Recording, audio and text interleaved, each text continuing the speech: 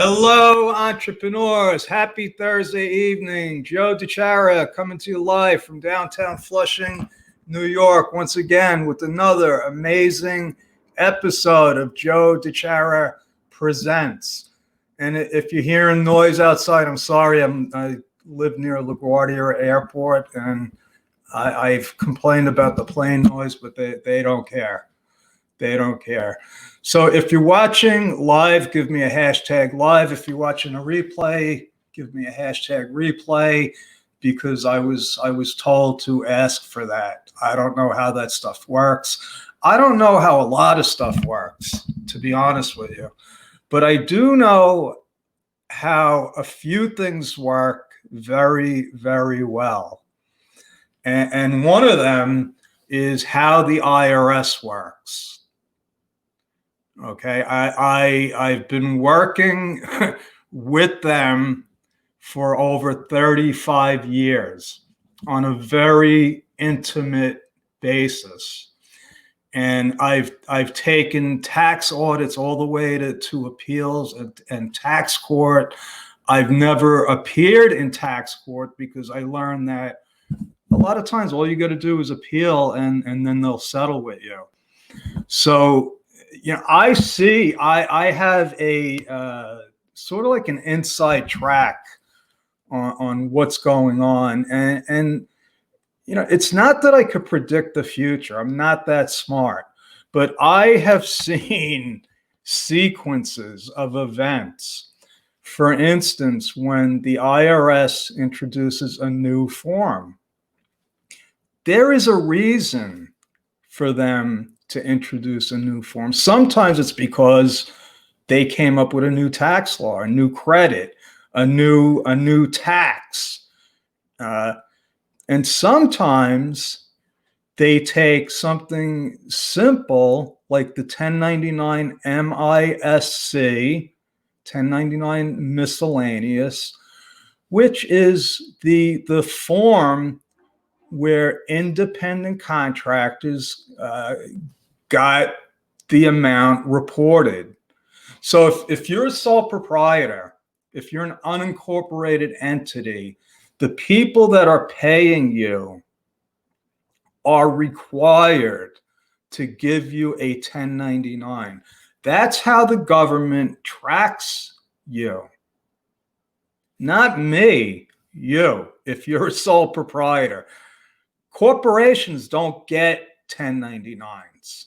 They may get them because the company paying them, that's their policy. For instance, auto body shops always get 1099s from the insurance companies. Okay, and there's a reason for that. And so what I see now is the IRS has come out with this new 1099 NEC, non-employee compensation. So right away, I see what's going on. Just like a couple of years ago, when they put this little question on every business return, are you required to file a 1099? So let's first talk about who's required to file the 1099, because you're the one being targeted. It's not just the sole proprietor, it's the businesses. So if you're a business and you hire a lot of independent contractors, folks, and you don't file the 1099, well, your tax return is wrong. If you check the box yes, and you don't file, that's an audit flag, because they can easily match your corporate return with your 1099 filings. So let me tell you one of the reasons why this is huge. There's been an underground economy going for forever. There was no way for the IRS or most places to really police sole proprietors that were getting paid as independent contractors and never reporting the income. That's what happens. That's the reality, folks. So that's why for years, business owners love to hire independent contractors because they didn't have to pay the payroll taxes. And the sole proprietors, the independent contractors, a lot of times just forgot. They didn't get a form from so they no harm, no foul. Well, the people in charge aren't stupid. When all this technology started, the light bulbs went off. Hey, we might be able to start tracking these people now. So the little question on the 1099 question on if you're a sole proprietor, it's on your Schedule C. There's a question: are you required to file? For an S-corp, it's on the questions. So every business return has this question. So if you check no now, there's probably a little room in the IRS where all the no's go. If you check yes and you don't file, you go into the red room because you're flagged. If you say yes and you do file them, no problem. You're under the radar. You're as under the radar as a business as you can get. When it comes to this issue of independent contractor or employee. Okay, so they're looking for us, the business owners that do not file 1099s, because the truth is, even me, I know I want to do business with corporations because I know about the 1099 issue. But there's probably a few of my people, maybe a web designer or somebody that, and I got to go through. I have to do what I'm advising everyone to do. And so I'll go through my 2020 payments and I'm on top of this, but most people aren't. And they don't know that this is an issue because they don't see the workings behind it. So if you're a business, you need to file your 1099s by January 31st. And what you need is the people that you've paid, you need a W-9 form from them.